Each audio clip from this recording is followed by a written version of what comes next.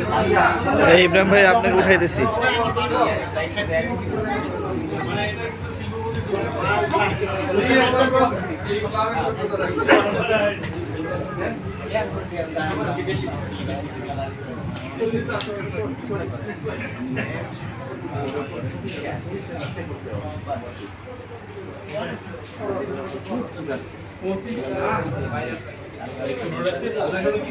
আমরা একটা ক্লাব গঠন করতেছি।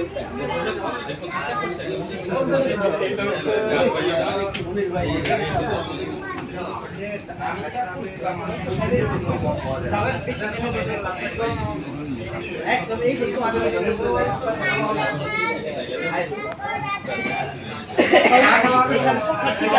আস্তে আস্তে